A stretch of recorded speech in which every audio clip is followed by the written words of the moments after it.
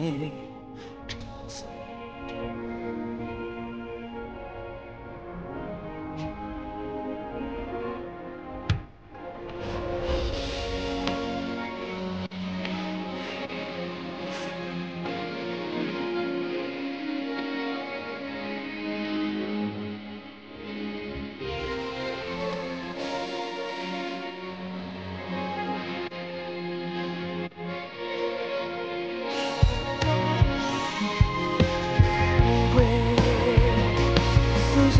心不说。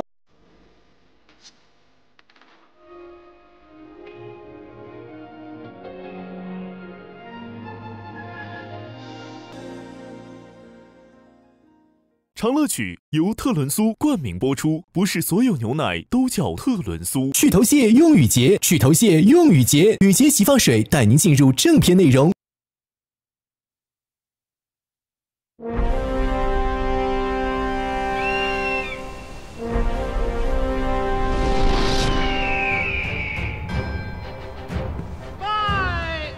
大仓元和5年，文宗萧桓与太子先后病逝，尚在襁褓中的皇太孙萧齐即位，改年号为圣历。辅政已久的皇后周许被尊为太皇太后，垂帘听政，独掌大权。吾皇万岁万岁万岁！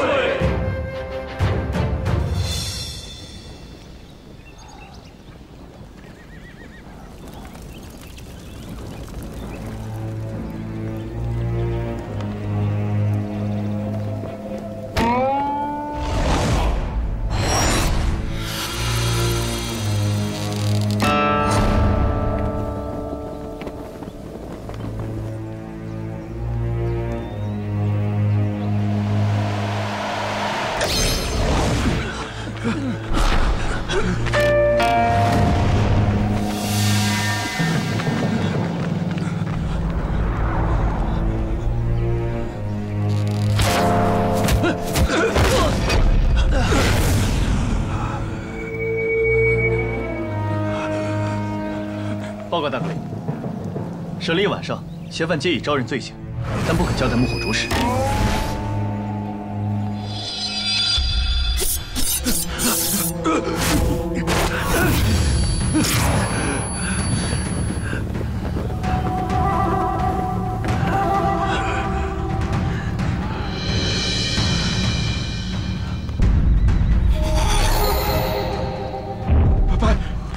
白无常，白无常！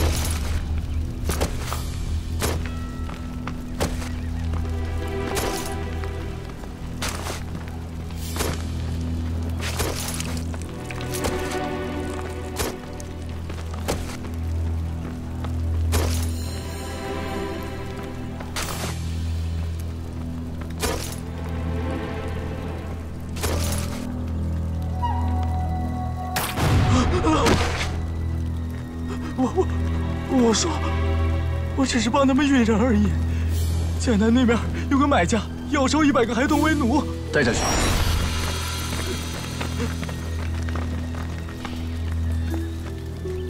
下次别再等我亲自出手。是。进宫。儿臣听闻母后哀国师之先世，奉体欠安，故抄经到天明，祈求母后康复。哎呀，贤王有此孝心，哀家心甚慰呀。这也是张相你这个老师教得好啊。臣不敢当。那是贤王殿下孝悌忠信、宅心仁厚，天性使然。沈清今天没来上朝。沈大阁领公务繁忙，屡立奇功，大概是无暇上朝吧。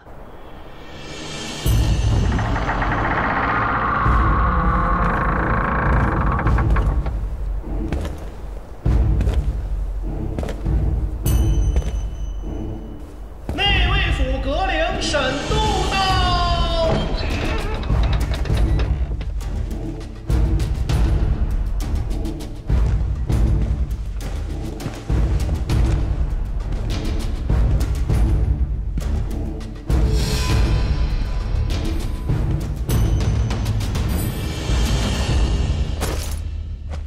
太皇太后，沈清请起。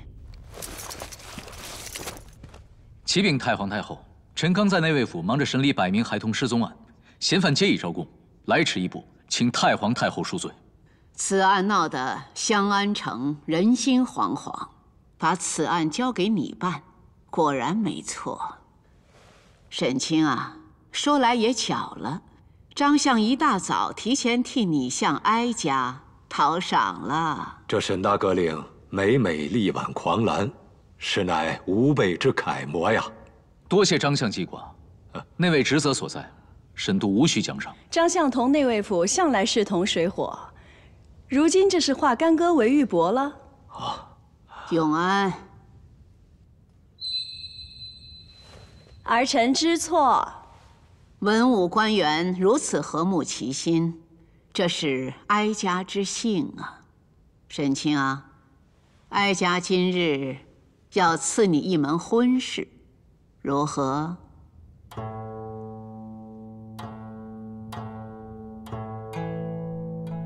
那白无常向来我行我素，老师是如何知道今日他会答应这门婚事的？沈度号称白无常，凶残杀戮那是对外；面对太皇太后，他不过是一个一心想往上爬的宠臣。哼，他担心抗拒此婚，会失去太皇太后的信任吗？就算你是无常恶鬼，也会有私欲啊。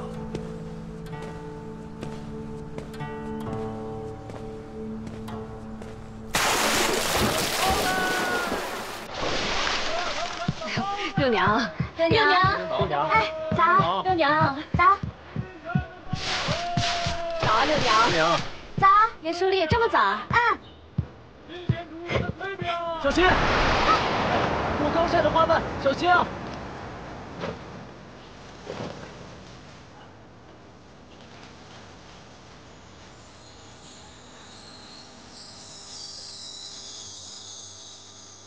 哎呀，对不起啊，严书立。没事没事。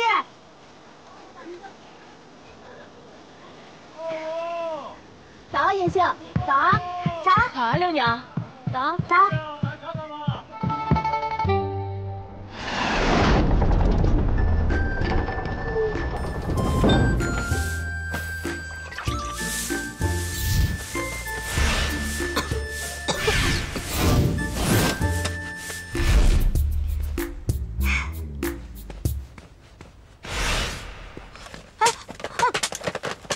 嘿，大早上起来你就没吃饭是不是？哎呦呦，真服了你了！哎，看见了没？这女子在刑部能干什么呀？被太皇太后身边的徐内侍听见了，要怪您阻了她女子入室大计。你今儿怎么那么多话呀？没事干是吧？干活去！归党。哎，哎，大人。哦。哦。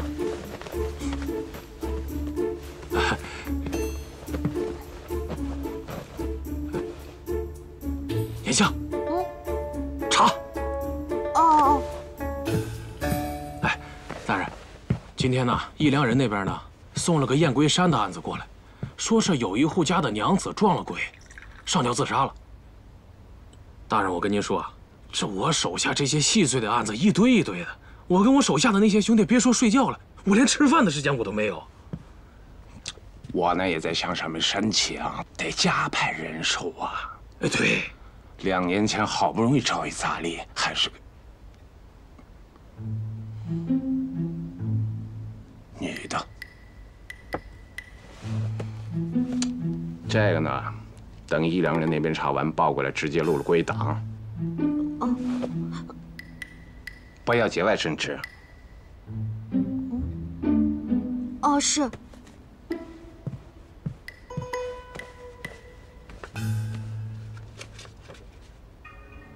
燕归山自杀。你们兴安城还真不讲究，我们那地儿4个县令也不敢扎彩绸。这国师死了也就1个月吧，这张灯结彩的也没个忌讳。你懂什么？国师那可是知天命的大神，就连当今太皇太后主政都是他预言的。哟，是吗？国师走那地儿都神了，今天官员都要去祭。黑龙叉来了，黑龙叉来了！快走！这什么人？怎么大家伙都跟见了鬼一样？黑罗刹你都不知道？御茶司就是他建的，专吃告密酷刑。听说里面的刑具有上百件，但凡入狱为乎从，但有不从，求生不能，求死无门呐！白无常来了，白无常也来了。这就是白无常啊！白无常就是内卫府的沈大阁领，这内卫府可了得，直隶太皇太后，侦查、监视、刺杀，什么都干。别哭了，白无常来了。闻其名，白日云散，夜值小儿哭啊！这2个人的车队撞在一起，可有好戏看了。道就这么宽，谁会先让？那谁知道？看！停车！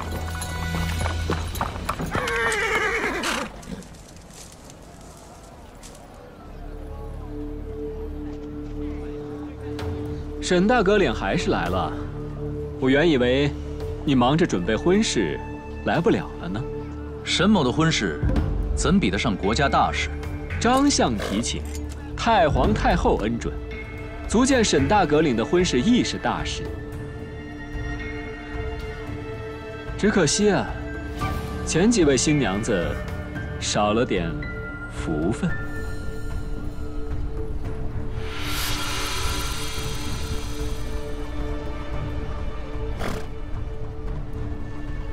来忠诚说笑了，未免误了祈福吉时，还是速速上路吧。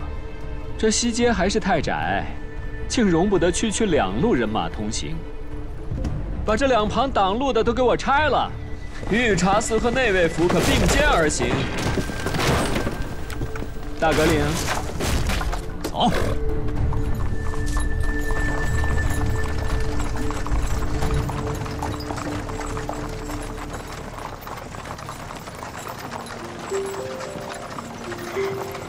沈度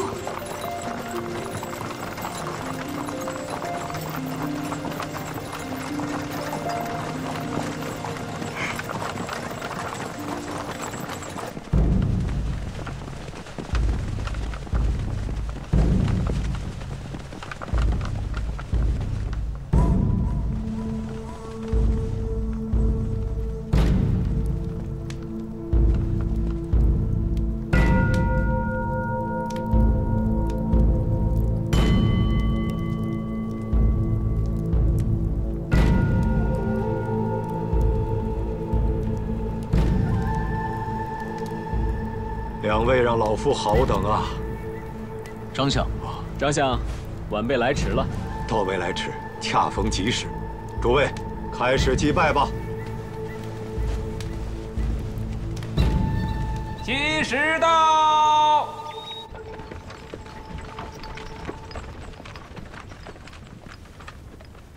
多谢严书吏，若不是你来，定不能查明真凶。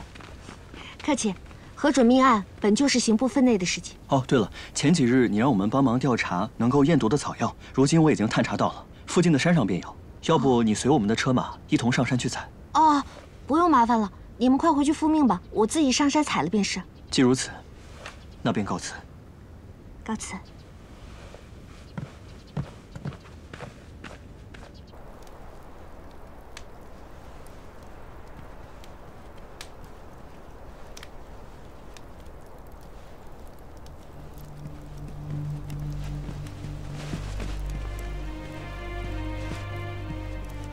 今日祈福，多亏张相主持大局，才能顺利进行。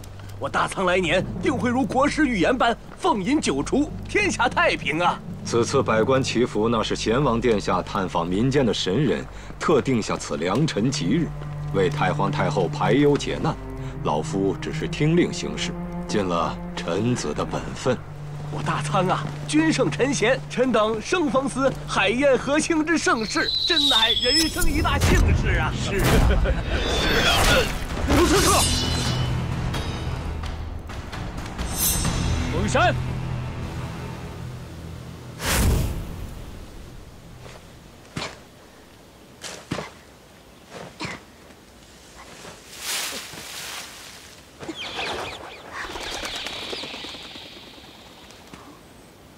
姐姐，你是要采这树叶做草药？不是，我是用来验尸。对，我就是用来做草药的。你怎么知道的？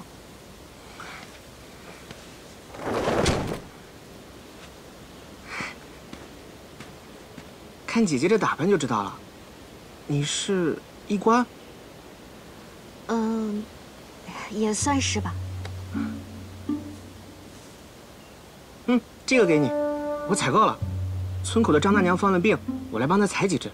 上回也是大夫说这个泡了喝有用。哦，那我买下来。不要钱，不要钱，我也是随手采的。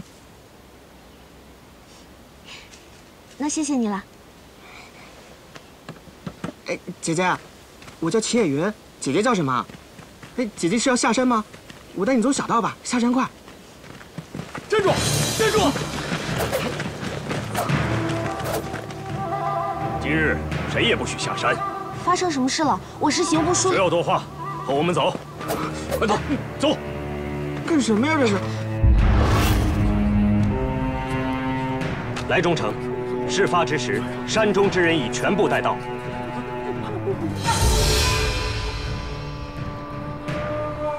明堂祈福之日，居然有人胆敢刺杀朝廷命官，本官命大逃过一剑，可本官却痛失爱将。今日，本官定要血刃刺客。不知道谁是刺客。刺客就在你们当中，本官奉劝刺客现在就认罪，我可以让他死得舒服一点。不敢认罪，一样逃不过。一炷香内，若无人认罪，格杀勿论。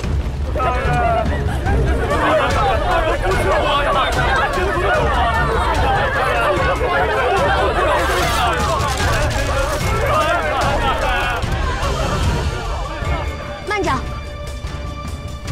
来中丞，我是刑部书吏严杏，可否让我看一看尸体？或许我能查出刺客是谁。可。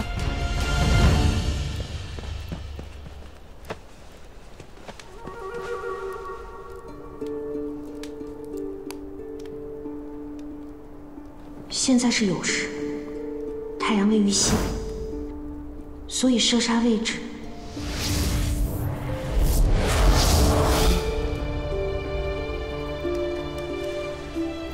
怎么样啊，小书吏？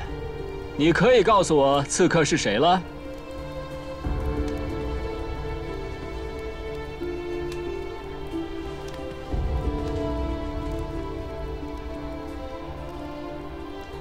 我还未查出刺客是谁，但是刺客属于远距离射杀，艳阳直射会影响他的瞄准，所以他一定处于刺杀时辰的阴面。综合箭支射入的方向来看，最佳潜伏点就是在树上。真的吗？在树上，位于西北山峰高处的山林里。案发后，御茶司迅速封山，故其他山脉中的民众必然不可能是刺客。来中丞，我恳请，把没有嫌疑的百姓先给放了。我已经把话说得很清楚了，放人的条件是查出刺客是谁，你没办到，全部射杀。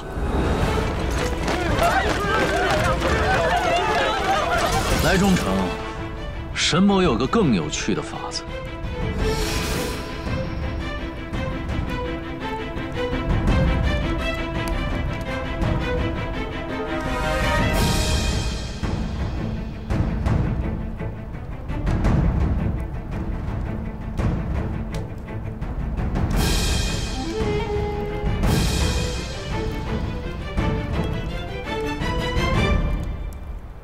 仅是射杀刺客，未免也太不震慑人了。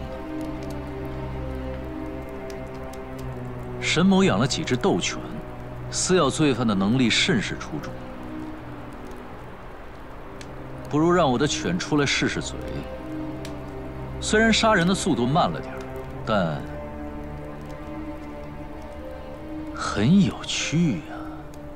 来某真是白担了黑罗刹之名，与沈大阁领一比，自愧不如，甘拜下风。景林。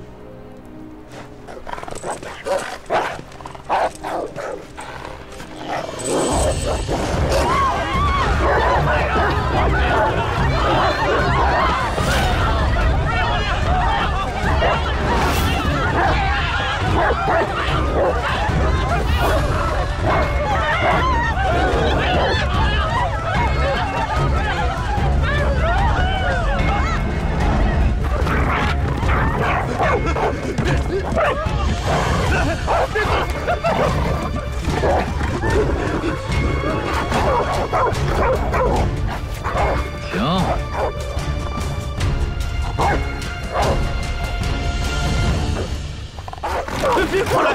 走开！别过来！别过来！刺客就在这几人之中。刺客必然是力量和速度都很强的人，且会攀爬。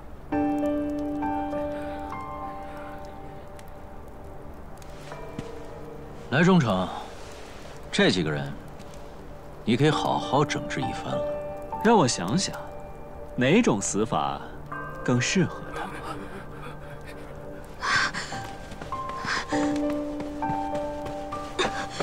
恳请来忠诚，等些时辰再做处置。只要再给我一点时间，我必定会抓到唯一的凶手。我愿以性命为担保。沈大阁领，你觉得几个时辰比较合适呢？3个时辰。3个时辰后，若你查不出来，便同他们一起去死吧。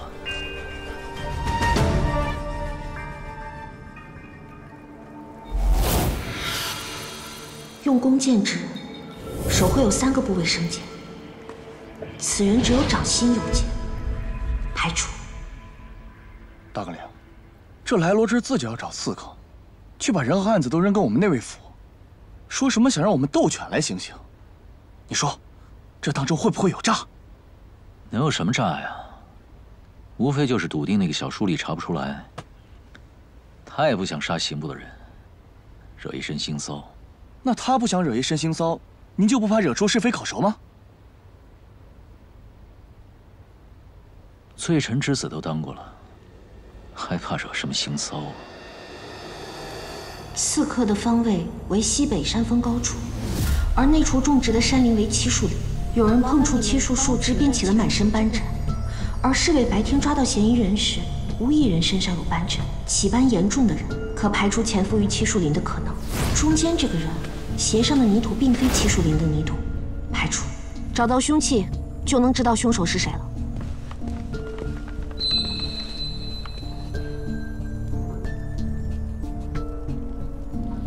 怎么这么亮？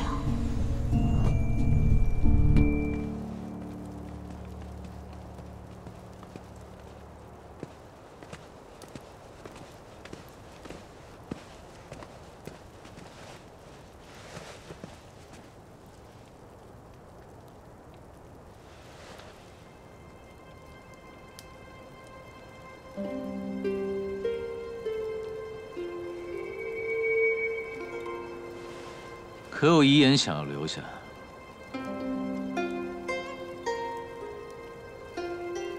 ？3个时辰就要到了，你还未查出刺客是谁？等那位在漆树林找到凶器，加以比对。你不用跟我解释，你已经没有时间再等。找到凶器，你也没有十足的把握，不是吗？没有十足的把握，便不去做吗？ 无十足的把握，却以性命作赌，要么是愚蠢至极，要么就是自轻自贱。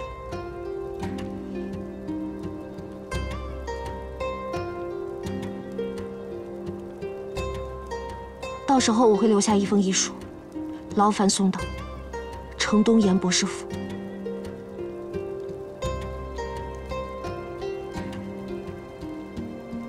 带严书立下去，好好的送他一程。是。沈大阁领，你真的不认识我了吗？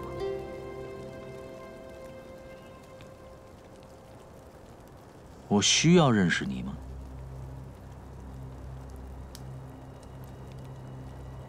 大阁令，凶器找到了。哦，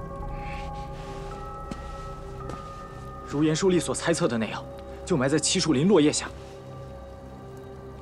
看来严书立运气颇佳，这凶器在最后一刻找到了。以弓箭比对嫌犯手上的茧痕，下官就能确定谁是刺客。看来本官今日运气不错，来的正是时候。来中城来的这么及时，怕不只是因为运气吧？凶器一路从燕归山送至内卫府，消息必定早就传到御茶司了。3个时辰到了，严书立抓紧吧，本官很想看看。是哪一位胆大包天，要杀了本官？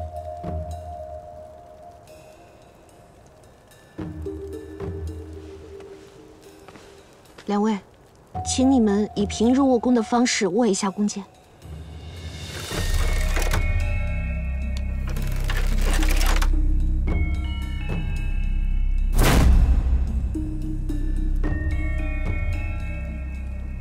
我想我知道刺客是谁了。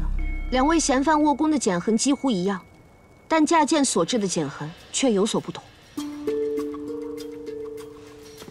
一位是拇指内侧有茧子，说明他是用拇指内侧架箭。这种持弓方式，善用箭的都知道，为斜持低推，射箭精度不足。而另一位是虎口处有茧子，为正直高推，利于精准射击。故刺客就是你。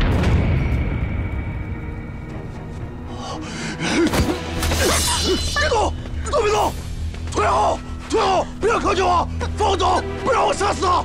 也不看看这是什么地方，你以为你能逃得脱吗？说出幕后指使之人，我还能饶你个全尸？还不快放人！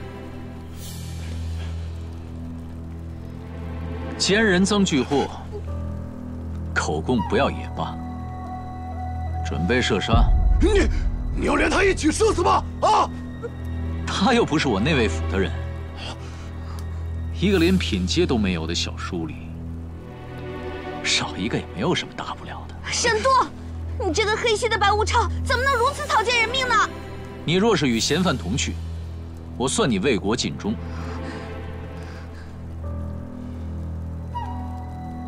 据我所知，书吏的俸禄微薄，但刑部一向都是6部中抚恤金给的最高的。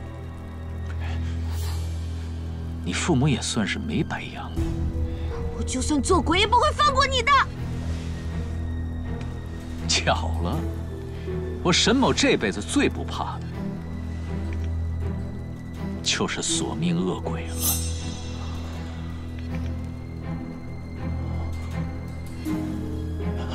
别动！都别动！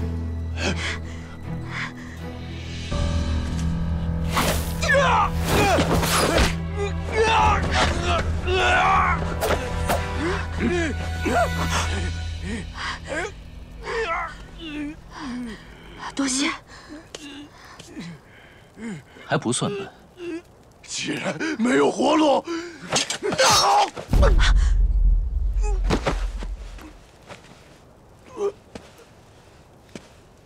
说，是谁派你来杀我的？是他。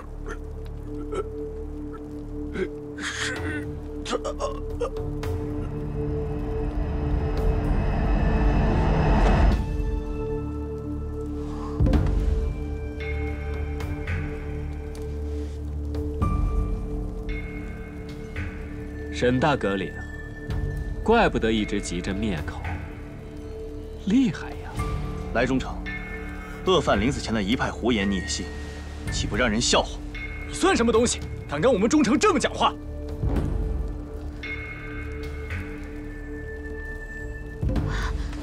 来忠诚，请三思。若真是大哥领指派杀手，那魏府何苦又是抓人又是找凶器？一扫灭口不就好了？来某玩笑而已，怎么可能信你要杀我呢？不要当真啊！沈某从未当真。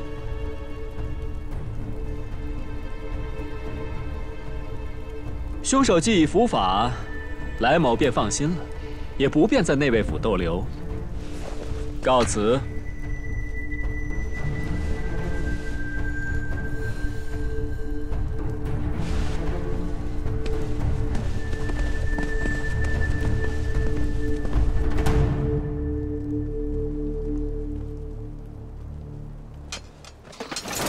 属下向守节办失职，请大哥领责罚。人死了就算了，你们几个把严书立还有其余闲杂人等送出去吧。是。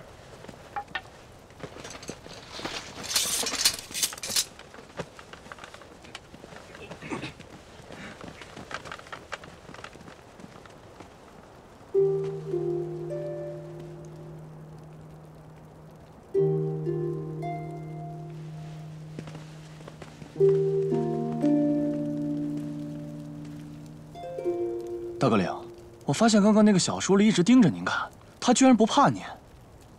有什么好稀奇的？这香安城里，无聊的女子还少吗？也是，您的容貌还是能吸引到一些好色又不要命的女子。再敢废话，送你去御茶司任职。别呀，锦鳞就想在内卫府干一辈子。哎呀，我知道了，您要娶的严三娘就是严博士府的，这严六娘。她是您的七妹啊！她看起来还算是有点脑子，知道本阁领这么做是为了救她。至于七妹嘛，那要看她那位三姐有没有胆子嫁给我沈都为妻了。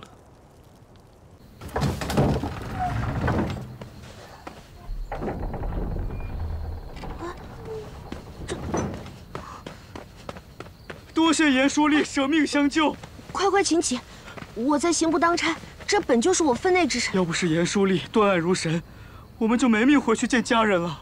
天色已晚，诸位还是赶快回家吧。多谢严书吏。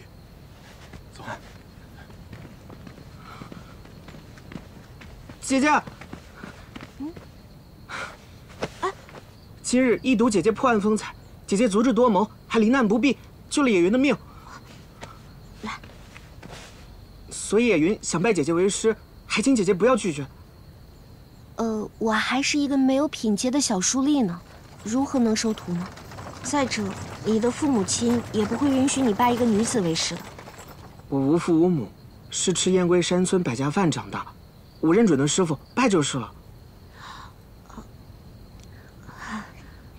可你不是他认准的徒弟啊，小弟弟。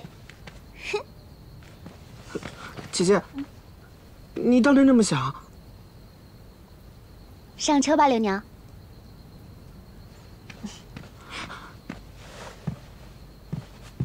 走啦。对了，你怎么知道我在内卫府啊？是我家铺子的那个包打听的小伙计告诉我的。他说他表兄的同窗的堂妹的表嫂在燕归山村，看见有几个村民和刑部女书吏一起被抓到了内卫府，刑部书吏还是个女的。除了你，还有谁啊？那看来你们家那个小伙计比你适合待在刑部。对。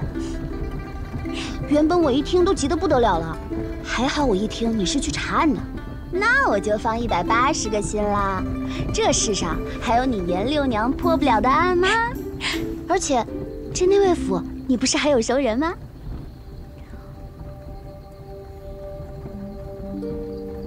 不是吧？那个沈都还没有认出你来啊？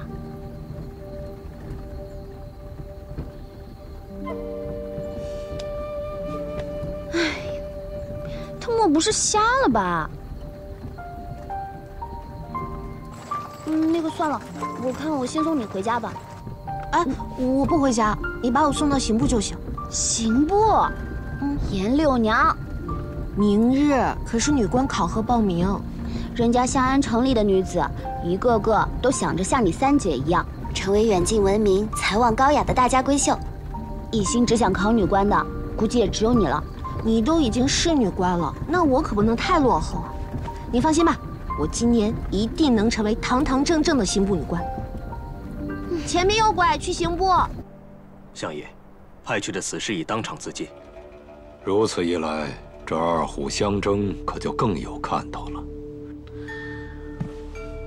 国师在临死前的那个预言，查出说的是什么了吗？据说，预言除了凤饮九除、天下太平之外，还有下半句，可谁都说不上来是什么，似乎无人知晓。国师逝世的当晚，这白无常和黑罗刹可都在明堂。这两个人鬼莫测的家伙呀！哎，出什么事了？我是严家六娘，让我进去。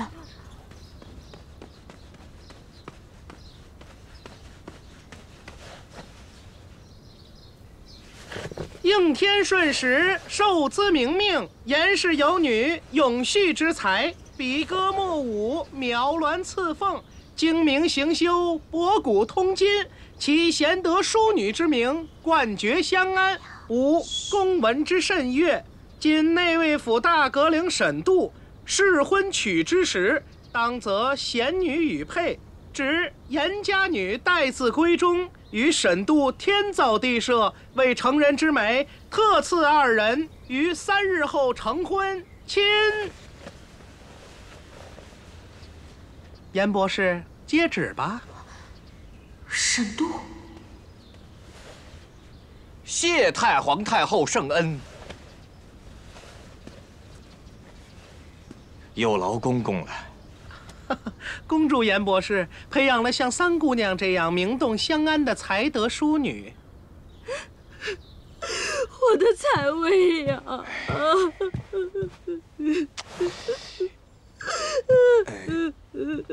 彩薇不能嫁。这女儿家的婚事向来是父母之命、媒妁之言，更何况这是太皇太后金口赐婚。那可是白无常呀！咱们家彩薇嫁过去，这还能有好日子过吗？啊！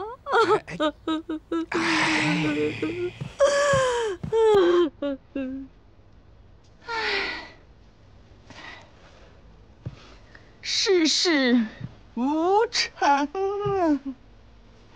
想不到，完全想不到，凄惨。